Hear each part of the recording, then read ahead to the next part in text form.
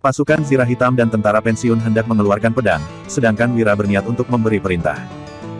Iqbal bergegas keluar dari pengadilan daerah dan menghadang Wira, lalu memandang tentara yang memegang senjata sembari berujar, "Kalau kalian melukai tuan sedikit saja, aku jamin pemerintah akan memusnahkan 9 generasi keluarga kalian."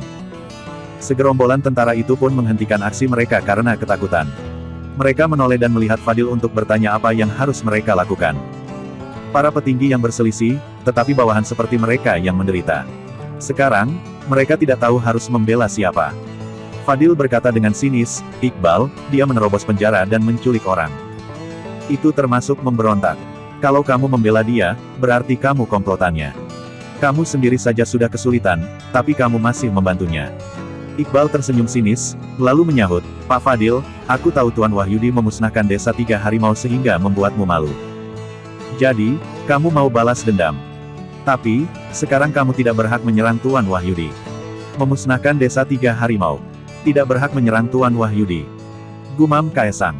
Dia menjadi gugup setelah mendengar dua informasi ini. Kali ini, Kaesang datang ke Kabupaten Uswal karena ada tugas penting, yaitu mencari seseorang. Orang tersebut juga memusnahkan desa 3 harimau dan memberikan kontribusi besar. Pejabat biasa tidak berhak melukai orang ini. Jangan-jangan, Wira adalah orang itu. Fadil mendengkus, lalu menimpali, "Aku ini jenderal militer kabupaten yang merupakan pejabat militer tingkat ke-8. Dia itu hanya pelajar dari Dusun Darmadi, sekarang dia menerobos penjara dan melakukan kesalahan besar. Sudah seharusnya aku menangkap dia, kenapa aku tidak berhak menyerang dia? Serang dan tangkap dia." Segerombolan tentara rakyat pun terpaksa bertindak. Tiba-tiba, Kaesang berteriak, "Pelajar dari Dusun Darmadi, dia orangnya." Orang itu juga merupakan pelajar yang berasal dari Dusun Darmadi, tidak mungkin salah lagi. Kemudian, Kaesang bergegas ke depan para tentara dan memberi perintah, "Hentikan. Siapa yang berani menyerang Tuan Wira, aku akan melapor ke pemerintah untuk memusnahkan 9 generasi keluarga kalian." Ah! Bukan hanya para tentara, semua orang di tempat pun tercengang. Mereka tidak mengerti kenapa Kaesang yang bekerja sama dengan Fadil untuk melawan Wira tadi tiba-tiba berbalik. Melindungi Wira. Fadil yang terkejut bertanya, "Tuan Kaesang, ada apa?" Kaesang menegur, "Diam. Kamu itu hanya pejabat militer tingkat ke-8. Kamu tidak ada apa-apanya dibandingkan Tuan Wahyudi. Bisa-bisanya kamu tidak menghormati dia. Cepat bawa anggotamu pergi. Kalau kamu berani bersikap tidak sopan kepada Tuan lagi, aku akan melapormu ke pemerintah supaya kamu kembali ke kampungmu untuk bertani." Lanjut Kaesang. "Tuan, jangan marah. Aku pergi sekarang," sahut Fadil. Dia yang dimarahi segera membawa pasukannya pergi, tetapi dia masih kebingungan. Ada apa dengan Kaesang? Kenapa dia tiba-tiba membela Wira? Apa dia sudah gila? Namun, Fadil tidak berani menentang perintah Kaesang. Kerajaan Nuala menggunakan pejabat sipil untuk mengendalikan pejabat militer. Inspektur istana adalah pejabat sipil, sedangkan Fadil hanya pejabat militer tingkat ke-8. Kalau Fadil dilaporkan oleh inspektur istana, Fadil akan diperiksa dan dipecat. Radit yang tertegun berucap, "Kaesang, kamu." Kaesang langsung menyela, "Radit, kamu tidak perlu sok akrab. Kita tidak begitu dekat." "Kamu," seru Radit. Dia sangat kesal sampai-sampai wajahnya memerah. 10 tahun yang lalu, Radit dan Kaesang sama-sama pergi ke ibu kota kerajaan untuk mengikuti ujian. Sejak saat itu, mereka menjadi teman dekat. Kaesang berasal dari keluarga miskin dan Radit selalu menjaganya. Keduanya pun memiliki hubungan pertemanan yang erat. Selama 10 tahun, mereka terus mempertahankan hubungan ini. Bahkan, Kaesang mengabari Radit terlebih dahulu sebelum datang ke Kabupaten Uswal. Sekarang, Kaesang malah mengatakan bahwa mereka tidak dekat. Kemudian, Kaesang menambahkan, "Sebagai pejabat penting pemerintahan, kamu melakukan korupsi dan memfitnah warga yang tidak bersalah. Tadi, aku ditipu oleh kamu. Sekarang, setelah disadarkan oleh Tuan Wira dan Pak Iqbal, aku sudah tahu jelas kenyataannya. Cepat terima hukumanmu dan akui kesalahanmu. Apa kamu mau disiksa dengan hukuman berat?" Lanjut Kaesang. Sikap Kaesang yang kejam dan langsung memutus hubungan dengannya membuat Radit sangat kecewa. Dia berkata, "Kaesang, kita sudah menjadi teman selama 10 tahun. Setidaknya, kamu harus memberiku penjelasan." Kaesang yang gugup berbalik dan menyahut, "Ada beberapa hal yang tidak boleh diketahui oleh kamu. Cepat mengaku. Sekarang, bagi kamu, mati mungkin bukan hal yang buruk. Wira memiliki jasa yang besar dalam mengalahkan bangsa Agrel. Setidaknya, 90% adalah kontribusi Wira. Namun, kerajaan Nuala dan bangsa Agrel berusaha menutupi informasi ini karena berbagai macam alasan. Banyak orang berpikir bahwa keberhasilan ini berkat Panglima Yuda. Hanya sedikit di antara mereka yang tahu tentang reputasi Wira. Namun, siapapun yang berani mengusik Wira, baik faksi penasihat kiri dan kanan di kerajaan Nuala, maupun permaisuri dari istana bangsa Agrel, mereka semua akan dihancurkan atau bahkan seluruh keluarganya akan dibunuh. Radit berkata, "Kak, kamu." Of. Sosok yang telah menjadi temannya selama 10 tahun ini bahkan menyuruhnya untuk mati. Radit sontak menyemburkan darah dan tak sadarkan diri. Apa sebenarnya identitas dari bocah ini? Bagaimana bisa Kaisang mengatakan hal semacam itu setelah mereka berteman baik selama 10 tahun? Radit langsung pingsan karena sikap Kaisang yang berubah. Li Sun, kakak beradik dari keluarga Kuncoro, dan petugas patroli yang terlibat dalam kasus ini awalnya masih sangat bersemangat. Kini, mereka semua terdiam dan tampak sangat ketakutan. Kasus tersebut selesai dengan cepat. Setelah membawa Lestari dan Suryadi kembali ke toko besi, Wira mengambil alkohol dari kereta kuda untuk membersihkan luka luar mereka. Selain itu, Wira juga membawa dokter terbaik di kota untuk memeriksa luka dalam mereka. Lestari tidak terluka parah dan hanya sedikit flu. Dia akan membaik setelah mengonsumsi obat. Namun, Suryadi mengalami cedera parah akibat penyiksaan oleh Li Sun dan petugas patroli lainnya. Dia harus istirahat selama setengah bulan dan mengonsumsi obat. Setelah mengumpulkan obat-obatan yang dibutuhkan dan makan malam, mereka pun bersiap-siap untuk meninggalkan kota. Sembari berdiri di luar toko besi dan melihat ke arah jalan di sebelah kiri, Suryadi memandang dengan tatapan rumit di matanya. Wira bertanya dengan suara pelan, "Lestari, ada apa ini?" Lestari menjawab dengan suara pelan, "Bibi Santi tinggal di sana. Pada awalnya, kami sudah mengirimkan mas kawin kepadanya dan mengatur pernikahan. Tapi, setelah ayah dipenjara, Bibi Santi mengembalikan mas kawin tersebut dan memintaku menyampaikan kepada ayah bahwa rencana pernikahan mereka harus dibatalkan." Rencana pernikahan mereka dibatalkan begitu saja. Ayah pasti merasa sedih. Lanjut Lestari. "Paman ditolak." Ucap Wira seraya tertegun sejenak. Dia melangkah maju dan berkata, "Paman, kalau kamu masih ingin menikahinya, aku bisa meminta Iqbal untuk membantumu menjelaskan masalah ini. Kalian seharusnya bisa melanjutkan pernikahan." Lupakan. Kejadian ini justru memperlihatkan sifat aslinya. Kalau dia nggak memiliki perasaan untukku, nggak ada gunanya memaksakan pernikahan ini. Ucap Suryadi. Suryadi tersenyum sedih dan berkata dengan nada kelelahan, "Lupakan masalah pernikahan. Kita akan kembali ke Dusun Darmadi. Kedepannya, Paman akan tinggal di sana untuk menua." Wira, Lestari, dan Suryadi naik ke kereta kuda dan meninggalkan kota. Melalui jendela kereta, Lestari bisa melihat veteran pasukan Sirah Hitam dan veteran lainnya. Lestari mulai merenung dan bertanya, "Kak Wira, dari mana kamu mendapatkan begitu banyak pengawal yang terlihat seperti ahli bela diri? Berdasarkan kepribadianmu, setidaknya kamu akan membayar 4.000 gabak untuk satu orang. Dengan total 60 orang ini, totalnya akan menjadi 240.000 gabak per bulan, atau 2,88 juta gabak per tahun. Apakah kita sanggup membayar mereka?" Suryadi juga merasa khawatir. Dengan begitu banyak orang ini, biaya makan mereka setiap tahunnya akan sangat besar. Wira tersenyum ringan sembari menjawab, "Jangan mengkhawatirkan uang lagi ke depannya. Aku menghasilkan banyak uang selama pergi ke kota pusat pemerintahan Jagabu kali ini." Lestari bertanya, "Berapa banyak yang kamu hasilkan?" "Puluhan." Jawab Wira. Suryadi bertanya, "Puluhan ribu gabak?" "Ya. Itu bahkan gak cukup untuk gaji setengah tahunnya para pengawal ini." Wira menjelaskan, "Uhuk. Maksudku bukan puluhan ribu gabak, tapi puluhan miliar gabak." "Kak Wira, apa kamu gak sakit?" tanya Lestari. Wira pun menjawab, Uhuk. Aku nggak berbohong. Kamu benar-benar sakit," ujar Suryadi. Hal ini membuat Wira tidak bisa berkata-kata. Pergi sekali ke kota pusat pemerintahan Jagabu bisa menghasilkan puluhan miliar gabak. "Apa kamu mengira, aku akan mudah tertipu seperti ketika masih kecil dulunya?" tanya Lestari. Wira, puluhan ribu gabak sudah lumayan banyak. Siapa yang bisa menghasilkan puluhan miliar gabak dalam sekali perjalanan? Tanya Suryadi. "Aku," jawab Wira. Dia tidak tahu harus bereaksi seperti apa. Kereta kuda tiba-tiba berhenti, lalu suara Fandi pun terdengar.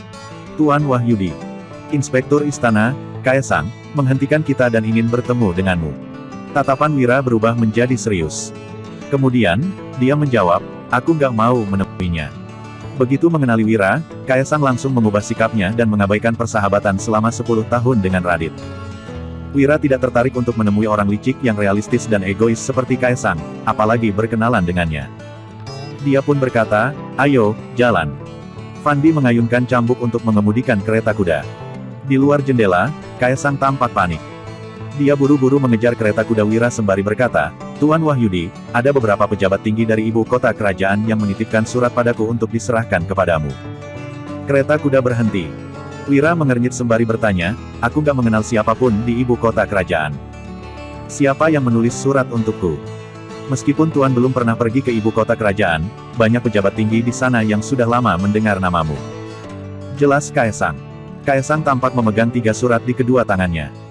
Kemudian, dia berkata, "Ini adalah surat dari Tuan Kemal, sang penasihat kiri, Tuan Suhendra, sang menteri perang, dan Tuan Tirta, sang menteri ritus." Suryadi dan Lestari tercengang.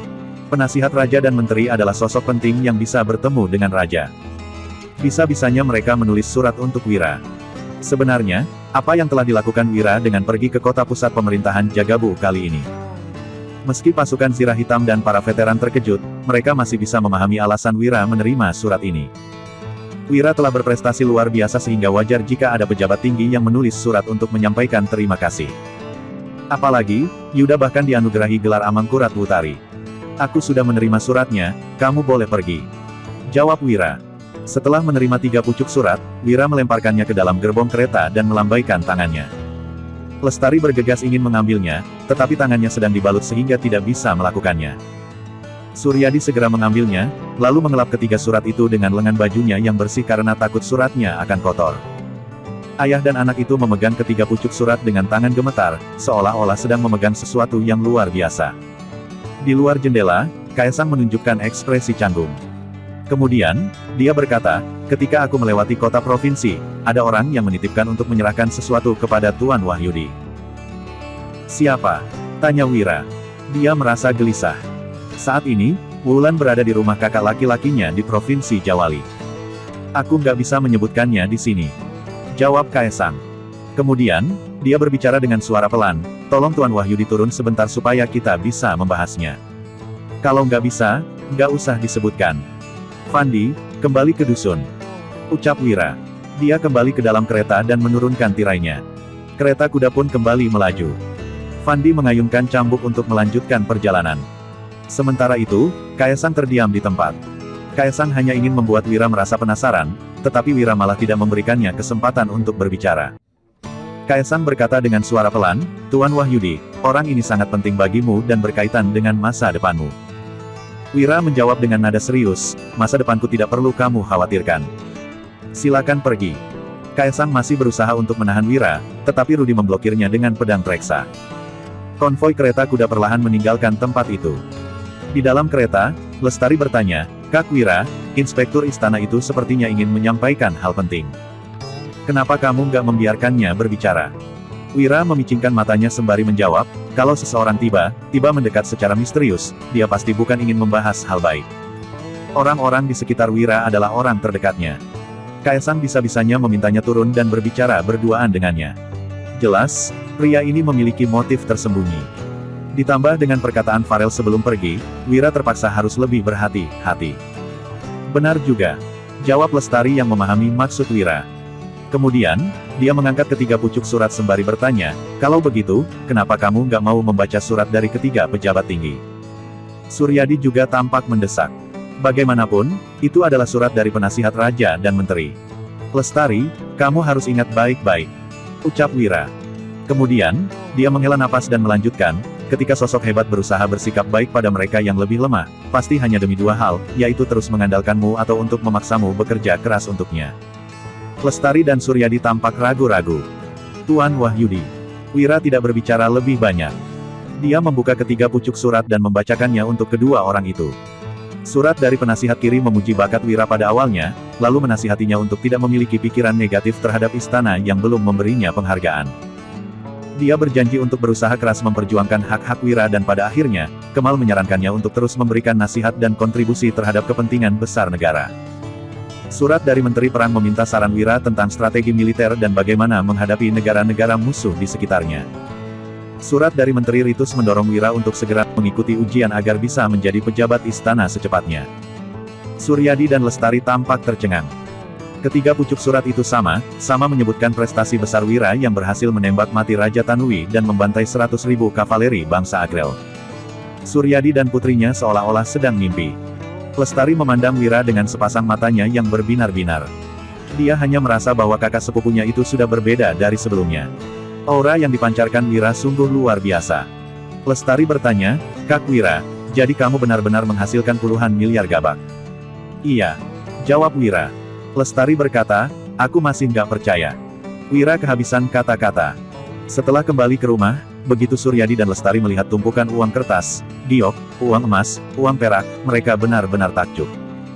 Usai makan bersama, Wira mengumpulkan para petinggi dusun untuk melakukan rapat dan merencanakan berbagai permasalahan di desa, termasuk perkembangan selanjutnya untuk dusun Darmadi. "Apakah dia menyadari niatku? Bisa-bisanya, dia bahkan gak memberikanku kesempatan untuk berbicara," ucap Kaesang.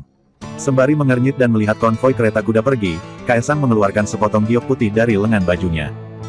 Batu giok ini sangat cantik, di mana ada ukiran naga dan burung foniks, serta kata, "Senia." Jika bukan karena Kaesang adalah pasukan elang hitam, juga benda ini diberikan secara langsung oleh pemimpin elang putih, Kaesang tak akan percaya bahwa benda ini adalah milik sosok itu. Kaesang bahkan lebih sulit mempercayai bahwa permaisuri itu akan menawarkan syarat luar biasa demi merekrut Wira yang tiba-tiba muncul ini. Orang itu menawarkan akan menganugerahi marga kerajaan dan hak waris yang tak tergantikan. Ini benar-benar kesempatan yang sangat langka. Sayangnya, Wira terlalu berhati-hati dan tidak memberikannya kesempatan untuk membujuknya secara langsung. Kaesang menyimpan giok tersebut dengan hati-hati, lalu kembali ke Kabupaten Uswal. Setelah memasuki pengadilan daerah, Fadil menghampirinya dengan ekspresi ramah sembari berkata, "Tuan Kaesang, aku sudah menyiapkan sedikit anggur di restoran Karunia sebagai tanda terima kasih atas panduanmu pagi tadi." Sebagai seorang pemain lama di dunia politik, Fadil merenungkan semua yang telah diungkapkan Kaesang dan menyadari bahwa Wira adalah sosok yang tidak bisa diremehkan. Dengan konflik antara mereka dan pelajaran yang bisa diambil dari kejadian Radit, Fadil merasa khawatir dan tak akan bisa tidur nyenyak sebelum mengungkap rahasia di balik semua ini. "Terima kasih," ucap Kaesang. Lantaran ingin mengetahui situasi di Dusun Darmadi, Kaesang pun bersedia untuk ketir oleh Fadil. Kedua orang yang sama-sama memiliki motif tersembunyi itu pergi ke restoran Karunia. Perjamuan mewah seharga 200.000 gabak telah dipersiapkan. Setelah minum 3 ronde dan mencicipi 5 hidangan yang beragam. Usai menanyakan hal yang membuatnya penasaran, Kaesang yang telah mabuk dan kenyang pun berdiri. Kemudian, dia berkata seraya menangkupkan tangan, "Tuan Fadil, aku sudah nggak sanggup minum lagi." Lantaran menyadari bahwa Kaesang hendak pergi, Fadil mengeluarkan sebuah kotak kecil dan meletakkannya di atas meja seraya berkata, "Mohon arahan dari Tuan Kaesang.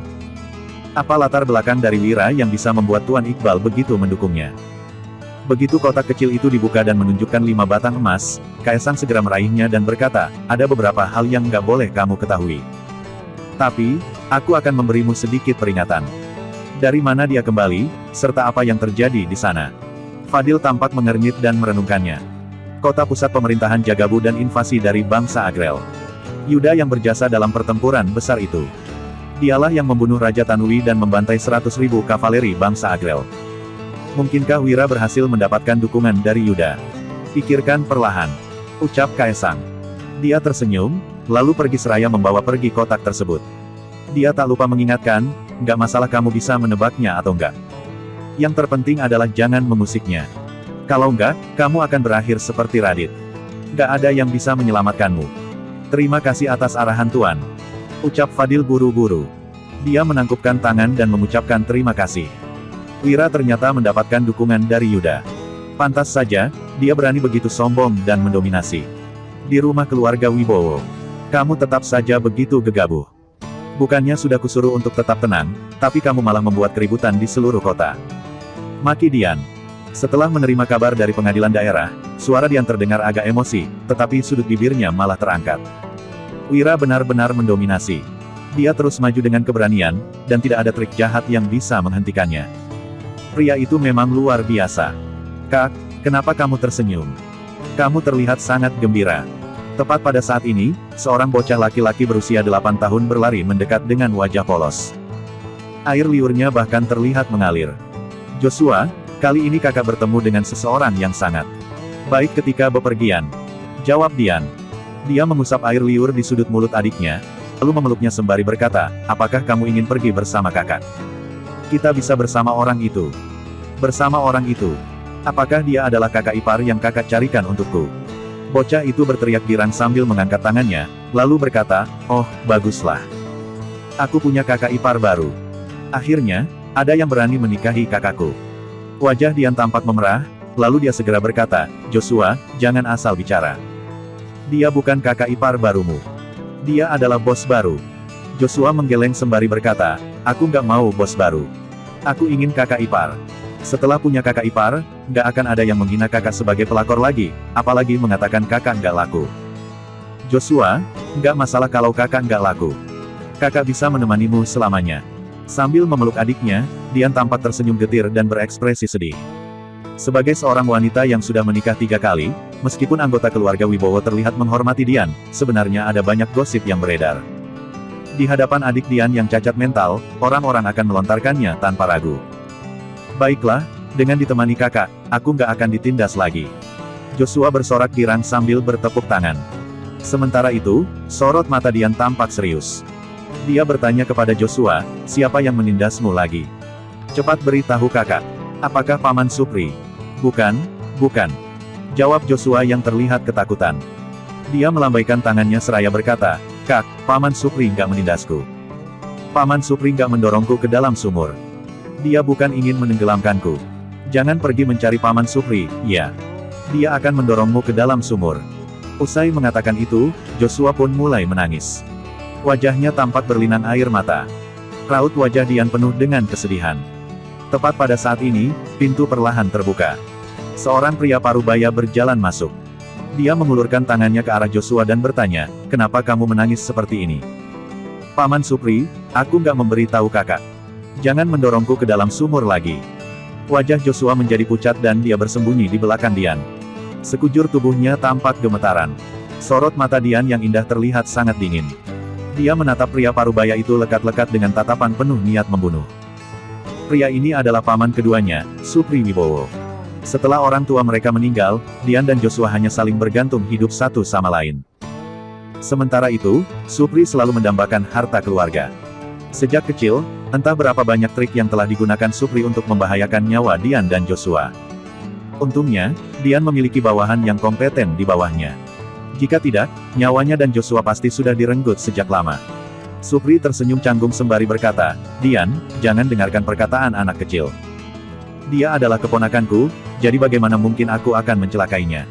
Lagi pula, kalau sesuatu terjadi pada Joshua, kamu pasti akan menyalahkan paman setelah pulang. Paman Supri, katakan yang jelas. Seru Dian. Dia memandang Supri dengan sinis seraya berkata, sejak kecil, berapa kali kamu sudah mencoba membahayakan kami? Aku tahu semuanya dengan jelas. Kali ini, ketika sesuatu terjadi padaku di Ispohan, bagaimana mungkin kamu nggak mencelakai Joshua? Sekarang, Joshua belum mati pasti karena kamu menerima kabar keselamatanku, lalu segera menyelamatkannya dari sumur, kan? Tanya Dian. Dian, kamu punya prasangka yang sangat dalam terhadap paman. Kamu menganggap paman terlalu jahat. Supri menggelengkan kepalanya dengan wajah penuh emosi, seolah-olah dia sangat terluka. Paman Supri, aku mengenalmu dengan sangat baik. Ucap Dian. Dia mencibir pelan, lalu menimpali, kamu selalu ingin membahayakan Joshua karena harta keluarga, kan? Sekarang, aku akan memberikan seluruh warisan kepadamu. Aku akan pergi bersama Joshua dan orang-orangku. Kedepannya, kita sudah nggak punya hubungan. Apa? Seru Supri. Dia bertanya dengan ekspresi tercengang, Dian, kamu nggak bercanda dengan paman, kan? Selama ini, Dian telah berusaha mempertahankan harta keluarga untuk diwariskan kepada Joshua yang cacat mental. Selama bertahun-tahun, Supri telah berusaha untuk merampasnya dengan segala cara, tetapi gadis ini selalu berhasil mengatasi semuanya satu persatu. Bahkan, Supri memberikan 3 suami kepada Dian dalam upaya untuk menjauhkannya dari keluarga Wibowo. Alhasil, gadis ini berhasil membunuh ketiga suaminya dengan kejam dan melakukan semuanya dengan sangat rapi. Orang seperti Supri yang sangat berpengalaman pun tak kuasa merasa terheran-heran. Dia tidak percaya bahwa Dian akan menyerahkan seluruh warisan keluarga dengan mudahnya. Dian berkata, enggak, aku benar-benar akan memberikan semuanya padamu. Paman gak perlu meragukannya. Mata indah Dian tampak berbinar-binar. Dia melanjutkan, setelah pergi ke kota pusat pemerintahan Jagabu, aku baru menyadari betapa luasnya dunia ini dan bagaimana seharusnya memperoleh uang. Bab 395. Wira berjanji akan memberikan Dian 10% dari keuntungannya. Keuntungan yang didapatkan Dian kali ini mencapai 15 miliar gabak. Itu bahkan sudah cukup untuk menggantikan harta keluarga Wibowo selama 5 generasi dalam ratusan tahun. Kini, setelah Dian melihat betapa luasnya dunia ini, wanita itu juga tidak ingin bertengkar lagi dengan keluarga hanya demi sedikit warisan. Setelah merenungkan makna di balik kata-katanya, mata Supri pun tampak berbinar-binar. Kemudian, dia bertanya, Dian, mungkinkah kamu sudah menemukan jalan baru untuk menjadi kaya sehingga nggak tertarik dengan warisan lagi? Dian berkata dengan nada dingin, itu nggak ada hubungannya denganmu. Aku, Joshua, dan para bawahanku akan meninggalkan rumah keluarga Wibowo besok. Jaga dirimu baik-baik. Supri terus mendesak dengan berkata, Dian, bagaimanapun aku adalah pamanmu. Kamu seharusnya memberitahuku kemana kamu akan pergi. Aku akan pergi ke Dusun Darmadi dan bekerja untuk Wira. Kamu seharusnya pernah mendengar namanya, kan? Lantaran takut Supri akan terus mengganggu, Dian pun merenung sejenak dan menyebutkan nama Wira. Wira. Supri terkejut, lalu berkata seraya berseri-seri, tentu saja paman pernah mendengarnya. Apa yang sebenarnya dilakukan bocah itu di kota pusat pemerintahan Jagabu? Setelah pulang, kenapa nyalinya menjadi begitu besar? Dia bisa-bisanya berani menyerang keluarga Suteja dan Radit, bahkan menaklukkan mereka. Paman Supri, ada kalanya, mengetahui terlalu banyak nggak baik untukmu. Ucap Dian. Dia mengernyit seraya melambaikan tangannya dan berkata, besok, aku akan menyerahkan hartanya kepadamu. Aku sudah lelah sekarang. Supri malah tidak ingin pergi. Sebaliknya, dia memicingkan matanya sembari berkata, Dian, kamu bersedia mengikuti Wira, pasti karena dia adalah sosok hebat, kan? Menurutmu, kalau dia tahu bahwa kamu meracuni ketiga mantan suamimu, apakah dia masih akan menghiraukanmu? Raut wajah Dian berubah drastis. Dia sontak bertanya, apa yang ingin kamu lakukan? Supri menjawab, jangan khawatir. Aku adalah pamanmu, jadi bagaimana mungkin akan merusak rencanamu?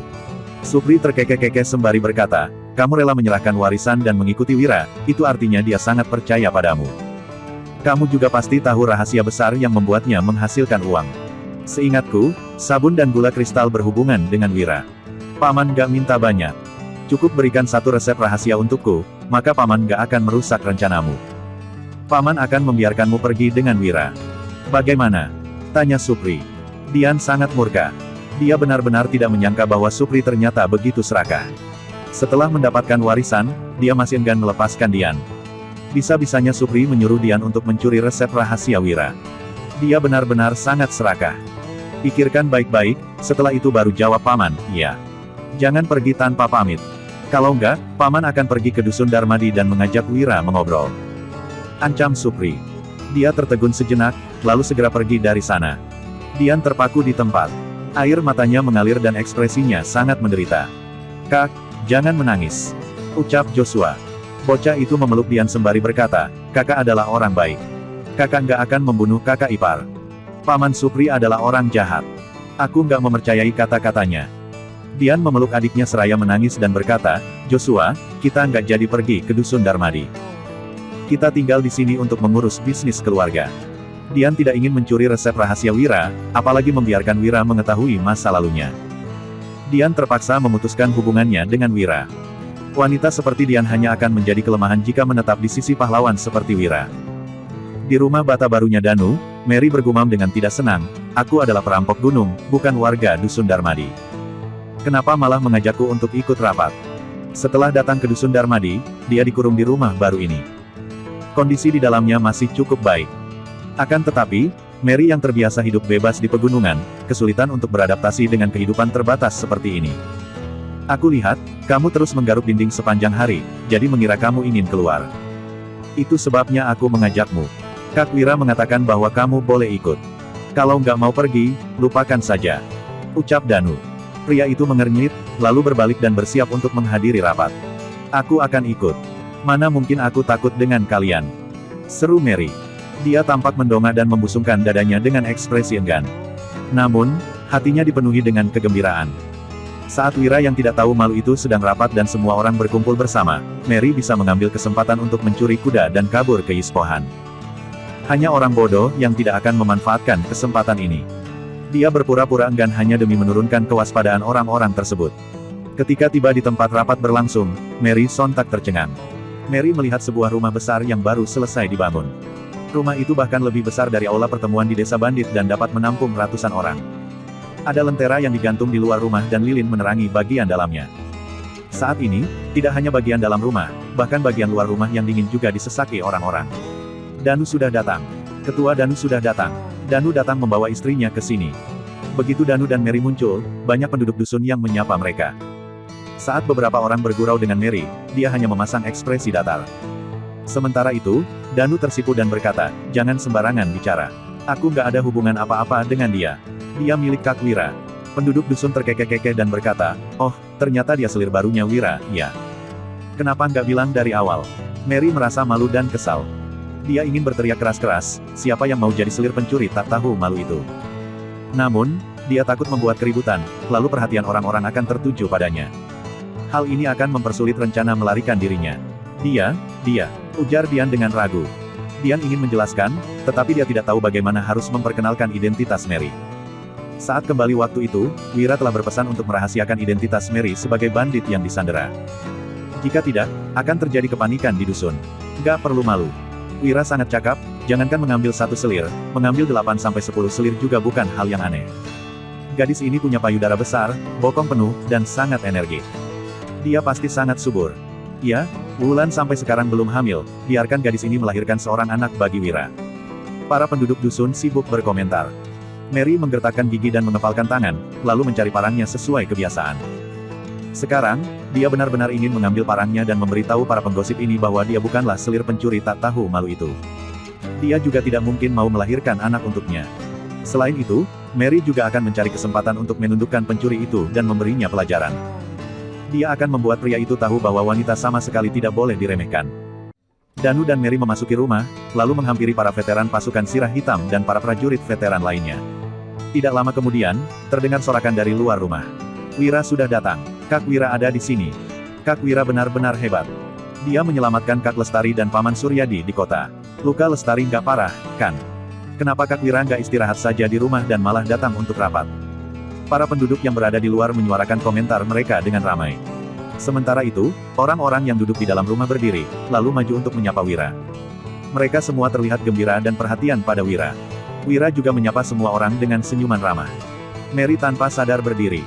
Saat melihat penduduk dusun tertawa dengan tulus, hatinya sontak bergetar.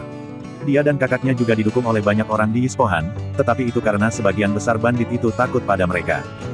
Namun, para penduduk dusun ini tampaknya mendukung pencuri tak tahu malu itu dengan tulus. Apa yang sudah dilakukan si pencuri ini hingga membuat begitu banyak penduduk dusun mendukungnya seperti ini? Setelah menyapa semua orang serta mencarikan tempat duduk bagi pamannya dan Lestari, Wira berdiri di tengah ruangan. Dia melihat ke sekeliling dan berkata sambil tersenyum, "Oke, waktu gosip sudah selesai. Sekarang saatnya kita mulai rapat dan bahas bisnis. Kali ini, aku ingin membuat rencana 5 tahun. Tapi, sebelum itu, ada yang harus kita lakukan seperti biasa." Mendengar ucapan Wira, banyak penduduk dusun yang langsung bersemangat dan tidak sabar. Mary bertanya dengan penasaran, "Apa maksudnya itu?" "Bagi gaji dan bonus," jawab Danu singkat. Setelah itu, dia maju untuk membantu Wira. Mary mengerucutkan bibir kecilnya dan berkata, "Rupanya mau bagi hasil rampasan, gak heran semuanya begitu bersemangat." Saat dia dan saudara-saudaranya mendapatkan untung besar dan mau membagi hasil rampasan di desa bandit, mereka semua juga sangat bersemangat. Berhubung Wulan dibawa pergi oleh Harsa, laporan pencatatan jangka pendek diserahkan pada Agus. Wira membuka laporan pencatatan, lalu meminta seseorang mengeluarkan uang untuk membayar gaji dan bonus. Agus berdiri di belakang Wira dengan tangan di belakang punggung. Wajahnya terlihat sangat bangga. Sejak Agus diserahi tanggung jawab atas sekolah malam dan mengambil alih tugas pembuatan laporan pencatatan, dia seperti mendapatkan kembali martabatnya sebagai kepala keluarga. Dia mendapatkan kembali rasa superioritas sebagai pemimpin di dusun seperti sebelumnya. Namun, dia tidak berani bersikap sombong di hadapan Wira. Lagi pula, berbagai masalah yang baru-baru ini terjadi menjadi pelajaran bagi Agus. Kredit yang kini sudah dilengsarkan selalu menjadi pengingatnya untuk bekerja dengan sejujurnya. "Kak Wira, ikan yang kami tangkap nggak banyak karena cuacanya dingin, lalu sabun juga belum terjual. Jadi, kami nggak perlu bonus, selama gajinya cukup untuk dipakai makan, itu sudah cukup. Ya, jangan bagi terlalu banyak, asalkan semua orang nggak kelaparan saja. Kamu masih harus menjadi pedagang garam, itu akan membutuhkan banyak uang. Kami nggak bisa memberimu beban yang terlalu besar. Penduduk dusun mengemukakan pendapat mereka yang sehati. Semua orang tahu berapa banyak ikan yang dijual setiap hari. Makanan di kantin juga sangat enak, jika dihitung-hitung, sepertinya Wira malah rugi. Hati manusia pada dasarnya penuh belas kasih. Wira sudah memperlakukan mereka dengan sangat baik, bagaimana mungkin mereka masih bisa serakah?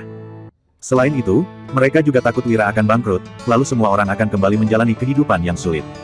Jadi, semua orang berdiskusi dan mengambil keputusan untuk meminta gaji mereka dikurangi. Wira tersenyum hangat dan berkata, "Jangan khawatir, semuanya. Sabun memang belum terjual, tapi bukan berarti nggak akan terjual. Kali ini, aku juga mendapat uang dari kota pusat pemerintahan Jagabu. Sekarang, kita mulai bagi gaji seperti yang dijanjikan. Ya, Kak Wira juga mendapatkan uang di kota, jadi jangan khawatir." Tambah beberapa pemuda dari tim pengawal yang kembali ke dusun. Pada hari-hari terakhir sebelum mereka meninggalkan kota, ada banyak orang yang datang mengantarkan uang ke rumah Wira sepanjang hari. Meskipun mereka tidak mengetahui jumlah pastinya, mereka semua tahu bahwa Wira telah menghasilkan banyak uang. Setelah pulang, setiap orang yang mengikuti Wira diberi 1 juta gabak dan gaji mereka juga naik menjadi 3.000 gabak. Mendengar ucapan Wira dan pemuda itu, penduduk dusun merasa lega. Kemudian, pemuda dari tim pengawal membawa kotak uang yang berisi 90% koin perunggu dan 10% uang perak. Tim penangkap ikan, tim pembelian, tim pengawal, tim pengangkut garam, tim pembuatan sabun, tim pembuatan gula, tim masak, tim tukang besi, tim akuntansi, prajurit veteran, veteran pasukan sirah hitam, total semuanya berjumlah 236 orang. Todi, anggota tim penangkap ikan. Gaji 1.000 gabak, bonus 1.000 gabak. Nandi, anggota tim penangkap ikan. Gaji 1.000 gabak, bonus 1.000 gabak. Bayu, guru di sekolah. Gaji 3.000 gabak, bonus 3.000 gabak. Agus, guru sekolah malam yang juga bekerja di tim akuntansi. Gaji 4.000 gabak, bonus 4.000 gabak. Herman, ketua tim pembuatan sabun. Gaji 4.000 gabak, bonus 4.000 gabak. Rudi, ketua tim keamanan. Gaji 5.000 gabak, bonus 5.000 gabak. Fandi, Cakra, prajurit veteran. Gaji 3.000 gabak, bonus 3.000 gabak. Butuh waktu 1 jam untuk membayar gaji semua orang. Jumlah pembayaran gaji dan bonus kali ini lebih dari 12 juta. Bagi Hasan, Dodi, Sony, dan orang-orang yang berada di kota, gaji mereka diberikan kepada anggota keluarga masing-masing. Agus tersenyum sembringah setelah menerima 8.000 gabak sekaligus, hancur sudah citranya sebagai sastrawan. Orang yang paling menyedihkan adalah Bayu. Dia telah bekerja keras selama sebulan dan mendapatkan 6.000 gabak. Namun, sebelum dia bisa menikmati hasil kerja kerasnya, ayahnya sudah mengambilnya. Agus berkata bahwa dia akan menyimpankan uang itu bagi Bayu sebagai modal untuk menikah di masa depan. Para veteran pasukan sirah hitam dan prajurit veteran lainnya paling bersemangat. Mereka pernah mendengar bahwa Tuan Wahyudi membagikan gaji di awal bulan. Akan tetapi, mereka tetap merasa takjub saat benar-benar menerima uang itu secara langsung. Suryadi dan Lestari masih sedikit tidak rela, tetapi mereka bisa memahami dan menerima kebijakan Wira ini. Bagaimanapun, orang-orang akan berkumpul di mana ada uang. Jika tidak memberikan uang, siapa yang mau bekerja untukmu? Mary tercengang melihat semua ini. Di desa asalnya, meski mereka mendapatkan uang tanpa modal, mereka juga tidak pernah membagi-bagikan uang seperti ini. Pembayarannya sebulan sekali, jadi jumlah yang harus diberikan setahun lebih dari 100 juta. Pencuri ini sungguh boros. Sebagai ketua kedua desa bandit, Mary sering menjumpai orang-orang miskin yang akhirnya menjadi penjahat. Dia memahami situasi rakyat jelata. Di pedesaan, ada saja orang yang bersedia bekerja meskipun tidak dibayar selama mereka diberi makanan. Pantas saja Jamal mengatakan bahwa Wira adalah pria kejam dan licik, tetapi juga baik hati. Pencuri ini memberikan begitu banyak uang kepada para penduduk dusun. Selanjutnya kita beralih ke kegiatan kedua, mengajukan usul. Ujar Wira. Dia melihat ke sekeliling dan tersenyum, lalu berkata, seperti biasa, kalau usul yang diberikan seseorang itu bagus, yang lainnya tepuk tangan, ya. Orang yang usulnya kurang bagus juga diberi tepuk tangan biar semangat. Oke, ayo mulai. Plok, plok, plok. Ini adalah bagian favorit penduduk dusun. Tiap-tiap orang bertepuk tangan dengan antusias dan mengangkat tangan untuk memberi usul. Wira mulai memilih. Penduduk dusun terpilih berdiri di panggung tinggi dan menyampaikan pendapat mereka di depan semua orang. Ada yang tergagap-gagap, ada yang dipenuhi kejengkelan, dan ada pula yang malu-malu. Orang-orang yang usulnya diterima Wira mendapat tepuk tangan meriah dan terlihat sumringah. Orang-orang yang usulnya tidak diterima juga disambut dengan tepuk tangan meriah. Dari banyak masalah yang disampaikan, ada yang berupa problem nyata dan ada pula yang merupakan konflik bekerja. Jika memungkinkan, Wira akan menyelesaikan masalah saat itu juga. Bagi permasalahan yang tidak memungkinkan untuk langsung diselesaikan, Wira menjelaskan situasinya atau menyimpannya untuk diselesaikan di lain waktu. Wira juga menyampaikan beberapa masalah, lalu meminta orang-orang untuk berdiskusi dan memberikan ide. Banyak orang memberikan banyak ide, jadi banyak masalah pun terselesaikan. Suasana di sana juga makin ramai. Para veteran pasukan Zirah Hitam dan prajurit veteran lainnya juga berpartisipasi. Bahkan, Mary yang pemarah juga tidak bisa menahan diri untuk mengungkapkan pendapatnya saat dia terjebak dalam beberapa masalah. Inisiatif Mary juga membuatnya mendapat tepuk tangan meriah. Hal itu membuat Mary tersipu dan jantungnya berdegup kencang. Dia juga sampai lupa bahwa dia ingin mengambil kesempatan untuk menyelinap keluar dan kabur. 3 jam kemudian, 90% masalah telah terselesaikan, hanya menyisakan 10% yang masih belum terselesaikan. Wira kembali bertanya, gimana perkembangan di sekolah dan sekolah malam? Sekolah malam, tanya Mary dengan bingung sambil menoleh ke sampingnya. Danu menjelaskan, sekolah itu tempat anak-anak belajar dan sekolah malam itu tempat orang dewasa belajar. Kak Wira ingin semua orang di dusun bisa menulis dan berhitung. Mary tercengang. Menginginkan penduduk dusun bisa menulis dan menghitung. Apa yang dipikirkan pencuri itu? Memangnya dia pikir semua orang memiliki kualifikasi untuk belajar. Agus maju dan berkata, semua orang dewasa di sekolah malam sudah bisa menulis nama mereka. Ada yang sudah bisa mengenali 100 kata, tapi ada juga yang baru mengenali 10 kata sederhana. Belum banyak yang bisa berhitung. Bayu juga maju dan berkata, perkembangan anak-anak juga sama. Sejak Wulan pergi, Agus dan Bayu bertanggung jawab atas pendidikan di Dusun Darmadi. Mereka mengajari orang dewasa dan anak-anak membaca dan berhitung. Banyak penduduk dusun yang menundukkan kepala malu. Mereka sanggup bekerja keras, tetapi menyuruh mereka belajar membaca, menulis, dan berhitung, bagi mereka itu terlalu sulit. Wira tersenyum dan berkata, orang-orang yang bisa mengenali lebih dari 50 kata dan hitung-hitungan sederhana, majulah. 3 pemuda maju dengan malu-malu. Mereka adalah Nandi dari Dusun Darmadi, serta Pino dan Jimmy dari Dusun Gabrata.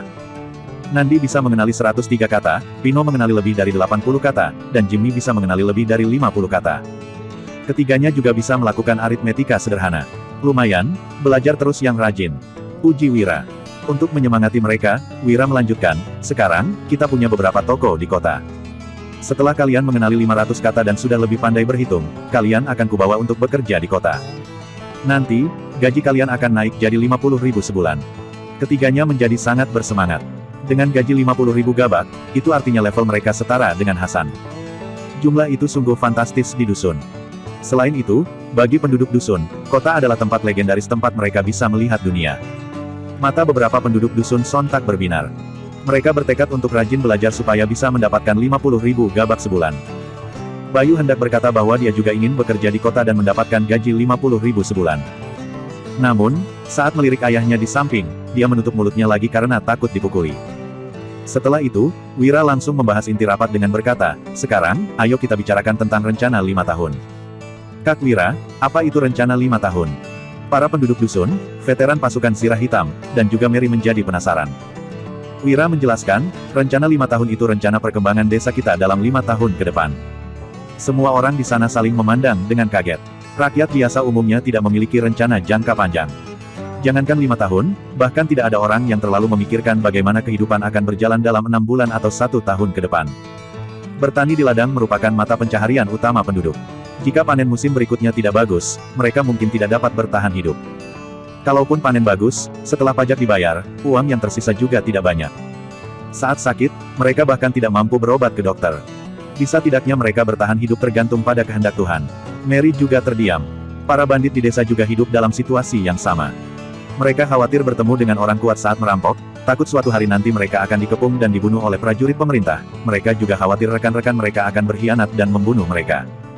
Siapa yang punya waktu untuk memikirkan apa yang akan terjadi dalam 5 tahun? Kita nggak usah bicarakan rencana keseluruhan untuk 5 tahun ke depan dulu. Ujar Wira.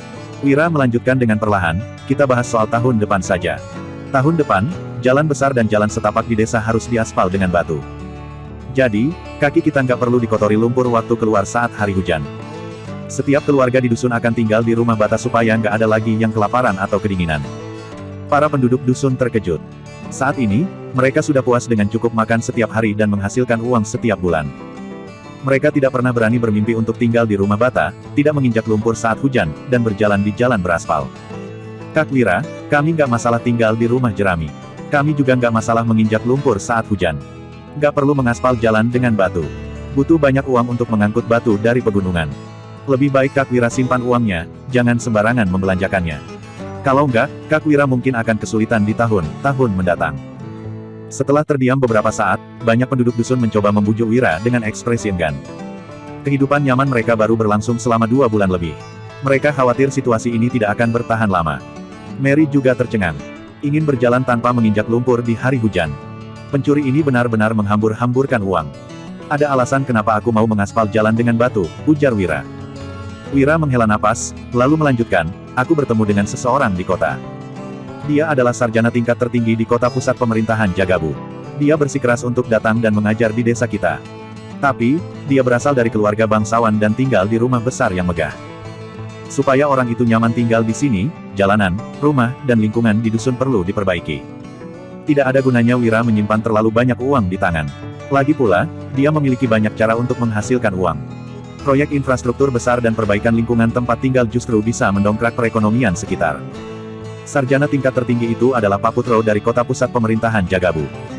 Dia dulunya adalah gubernur tingkat ketiga. Danu dan 4 pemuda dari tim penangkap ikan juga ikut memberikan kesaksian. Apa, Kak Wira mengenal Pak Putro? Kalau Pak Putro ingin datang mengajar di sini, kita memang harus memperbaiki jalan. Bisa menerima Pak Putro untuk mengajar di sini adalah berkah bagi desa kita. Kita harus memperbaiki jalan. Tapi, uangnya dari mana? Uang bukan masalah. Sekalipun harus mengorbankan semua yang kita punya, kita harus pastikan jalan sudah diperbaiki sebelum Pak Putro datang. Semua penduduk dusun menjadi semangat. Putro, sang cendekiawan terkemuka, akan datang ke dusun Darmadi. Wira benar-benar hebat. Mary tidak habis pikir. Bagaimana si pencuri ini bisa mendatangkan sarjana tingkat tertinggi itu? Sementara itu, Danu dan pemuda dari tim pengawal tersenyum tipis. Pikir mereka, orang-orang dusun pasti akan terkejut setengah mati kalau tahu bagaimana perlakuan Pak Putro terhadap Kak Wira. Namun, Wira meminta mereka untuk tidak menyombongkan hal itu dan merahasiakan tentang apa yang terjadi di kota pusat pemerintahan Jagabu. Semuanya, kalian gak perlu khawatir tentang uang. Ujar Wira menenangkan penduduk. Kemudian, dia melanjutkan, mulai sekarang, kitalah yang akan menjual semua garam dari tambak garam Vika. Orang-orang dari 3 kota terdekat akan membeli garam dari kita. Selama semuanya bekerja keras, kita nggak akan kekurangan uang lagi di masa depan. Para penduduk dusun tertegun. Bukankah Wira hanya menguasai pasokan garam di Kabupaten Uswal? Mengapa sekarang dia juga memonopoli semua garam dari tambak garam Vika? Mary juga kaget. Bukankah tambak garam Vika dikuasai oleh keluarga Yumandi, keluarga bangsawan terkaya di kota pusat pemerintahan Jagabu? Mengapa tambak garam Vika bisa sampai jatuh ke tangan si pencuri ini? Lestari tersenyum. Jangankan menguasai tambak garam dan mengenal sarjana tingkat tertinggi, sepupunya itu bahkan menembak mati Raja Tanui dan mengalahkan 100.000 kavaleri. Tak lama kemudian, penduduk dusun pergi dengan semangat. Personil inti yang tetap tinggal meliputi Lestari, Suryadi, Danu, Gavin, Fandi, Rudi, Herman, Hamid, dan Sofyan. Selain itu, ada juga Mary yang belum beranjak. Wira memandang orang-orang ini dan berkata, berapa harga kain sekarang? Berapa harga kapas per kilogram? Di saat yang lainnya masih mengerutkan alis bingung, Lestari langsung menjawab, harga seikat kain linen 300 sampai 400 gabak. Harga seikat kain katun 700 sampai 800 gabak, harga seikat sutra sekitar 1000 gabak. Sekilo kapas harganya sekitar 400 gabak. Kak Wira, kenapa kamu menanyakan hal ini? Orang-orang lainnya juga tampak terkejut. Mereka bertanya-tanya apa maksud Wira dengan menanyakan hal ini. Wira mengerutkan alis dan berkata, apa kalian pernah perhatikan, semua orang yang datang ke rapat tadi nggak memakai pakaian yang cukup hangat. Sekarang sudah memasuki akhir musim dingin. Banyak anggota tim penangkap ikan, tim penjual ikan, dan tim pengawal yang masih mengenakan pakaian tipis. Mereka semua hanya mengandalkan api untuk menghangatkan diri. Semua orang mengangguk heran, lalu Gavin berkata, meskipun semua orang mendapatkan banyak uang dalam 2 bulan terakhir, mereka nggak tahu berapa lama situasi ini akan bertahan. Jadi, mereka nggak berani membelanjakan uang itu. Lagi pula, begitu musim semi tahun depan tiba, kita semua masih harus membayar pajak. Semua orang mengangguk setuju. Rakyat dikenakan pajak 2 kali dalam setahun, yakni pada musim semi dan musim panas. Jika tidak mampu membayarnya, mereka akan dimasukkan ke penjara dan ditugaskan kerja paksa. Ya, meski sekarang mereka diberi uang, mereka juga nggak berani membelanjakannya, ujar Wira. Kemudian, dia melanjutkan, jadi, aku memutuskan untuk memberikan seikat kain katun dan 5 kg kapas pada setiap orang yang bekerja di sini. Setelah itu, aku akan meminta beberapa wanita yang menganggur untuk membantu mereka membuat pakaian dan sepatu katun. Gavin bertanya dengan terkejut, untuk semua orang? Ya, untuk semua orang. Wira mengangguk dan berkata, termasuk para tukang kayu dan tukang batu yang datang untuk membangun rumah. Mereka semua juga akan kuberi pakaian dan sepatu.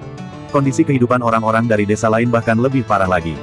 Mereka tidak punya sepatu untuk dipakai di musim dingin, sementara pakaian dan celana mereka penuh lubang. Wira sampai tidak tega melihatnya. Lestari membuat perhitungan sederhana dan berkata, Kak Wira, ada lebih dari 230 orang di sini. Ditambah dengan 100-an pekerja yang membangun rumah, totalnya ada sekitar 400 orang. Biaya kapas, kain katun, dan tenaga kerja sekitar 3.000 gabak per orang. Kalau dijumlahkan, pengeluaran seluruhnya jadi 1.200.000 gabak. Keputusanku nggak akan berubah. Wira memandang orang-orang di sekitarnya dan berkata, ingat, kita nggak boleh membiarkan orang-orang yang bekerja untuk kita kelaparan dan kedinginan. Kalau ada yang mengalami permasalahan di rumah, kita harus bantu sebisanya. Jangan takut untuk mengeluarkan uang, kita nggak kekurangan uang. Gavin mengepalkan tinjunya dan berkata, Kak Wira baik banget. Kehadiranmu di desa Pimola benar-benar berkah bagi semua warga.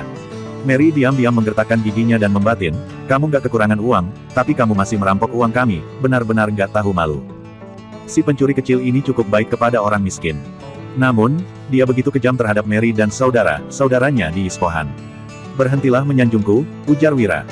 Kemudian, Wira melanjutkan sambil tersenyum, kita akan membangun banyak rumah tahun depan, jadi kita membutuhkan banyak tempat pembakaran batu bata. Pergilah ke dusun terdekat dan cari beberapa orang miskin. Minta mereka bekerja sama untuk mendirikan tempat pembakaran. Kalau mereka nggak ada modal, kita akan meminjamkan mereka uang tanpa bunga. Kalau ada masalah, kita akan bantu mereka selesaikan. Aku mengerti.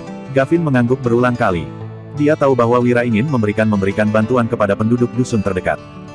Wira menoleh dan berkata, satu hal lagi, panggil 10 orang untuk membantuku mengangkut pasir di tepi sungai. Orang-orang saling memandang dengan heran, tidak tahu apa yang akan dilakukan Wira dengan pasir itu. Namun, tidak ada yang bertanya. Rapat pun resmi berakhir dan semuanya bubar. Wira tiba-tiba berkata, Mary, tunggu sebentar. Mary menghentikan langkahnya sambil mengerutkan alis. Lestari yang sudah hampir keluar ruangan sontak menoleh dan menatap wanita cantik itu. Tadi di depan pintu, Lestari samar-samar mendengar seseorang berkata bahwa wanita itu adalah selir sepupunya. Lestari mengomel dalam hatinya, Kak Wira nakal. Kak Wulan baru pergi beberapa hari, Kak Wira sudah mau mengambil selir. Danu, Fandi, dan Rudy yang mengetahui identitas Mary juga tetap tinggal. Namun, Wira melambaikan tangannya, lalu ketiganya pergi dengan cemas. Kini, hanya tersisa 2 orang di ruangan yang luas itu. Mary mendongakkan wajah cantiknya dan berkata, pencuri, nyalimu besar sekali, berani berduaan di ruangan yang sama denganku. Apa kamu nggak tahu, aku bisa membunuhmu dengan mudah. Wira tersenyum kecil dan berkata, coba saja, kita lihat apakah kamu bisa membunuhku. Kamu, seru Mary pada Wira. Mary benar-benar ingin mencobanya, tetapi dia tiba-tiba teringat dengan peringatan Jamal dan berkata, apa ada anak buahmu yang sembunyi di sini? Saat itu, Jamal menjumpai Wira sendirian, lalu tiba-tiba saja dia sudah masuk ke dalam jebakan Wira. Dinilai dari kelicikan si pencuri ini, bagaimana mungkin dia akan menemui Mary sendirian? Bab 401. Wira mendesah, lalu berkata, nggak ada. Kalau sekarang kamu menyanderaku, mungkin kamu bisa mendapatkan seekor kuda dan menungganginya pulang ke Isfahan malam ini. Sebenarnya, Wira agak menyesal telah menyandera bandit wanita ini. Mary menguasai seni bela diri sehingga Wira harus mengutus orang secara khusus untuk mengawasinya. Kalau tidak, mungkin Mary bisa membuat keributan. Sekarang, Wira sedikit menyesal. Seharusnya, waktu itu dia berusaha menguasai Isfahan dan membereskan semua bandit. Mary pun mundur untuk menjaga jarak dengan Wira. Dia menyahut, aku nggak akan terjebak. Kamu pasti sudah menyiapkan rencana dan menungguku masuk jebakan. Wira merasa tidak berdaya. Padahal dia sedang berkata jujur. Kemudian, Wira mengubah topik pembicaraan, nggak masalah kalau kamu nggak percaya. Aku memintamu tinggal karena mau minta bantuanmu untuk menjaga adik sepupuku.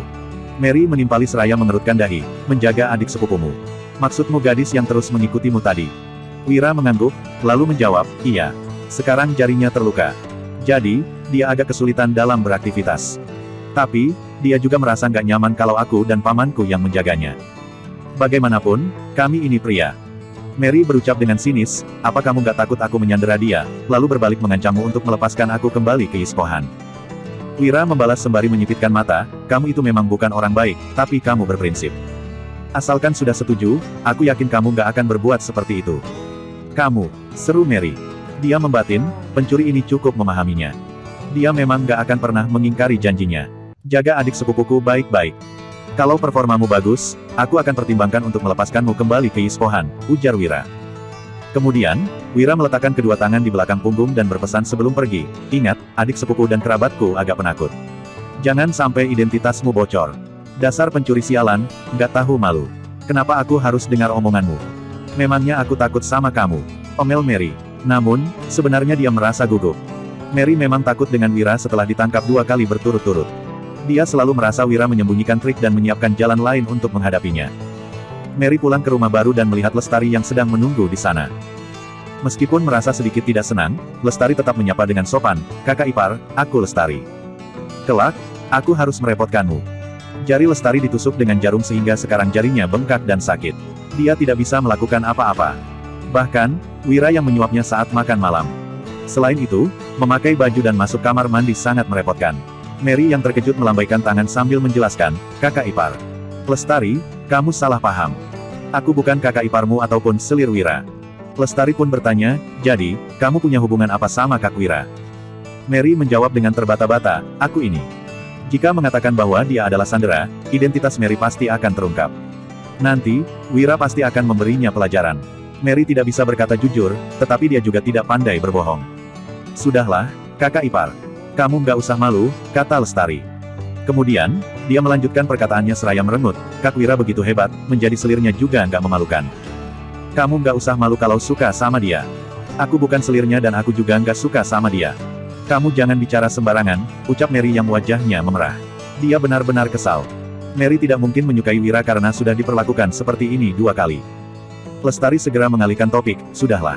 Kakak ipar, sudah malam. Ayo, kita tidur." Gengsi Mary sangat tinggi sampai-sampai dia tidak mau mengakui bahwa dirinya adalah selir Wira. Padahal Wira begitu hebat, entah berapa banyak wanita yang ingin menjadi selirnya. Jawab Mary. Dia terpaksa mengiyakan karena tahu Lestari tidak akan mengubah panggilannya. Melihat luka di jari Lestari, Mary pun membantunya membuka baju. Dia mengernyit ketika memperhatikan luka di tubuh Lestari, lalu bertanya, "Kenapa kamu bisa terluka?"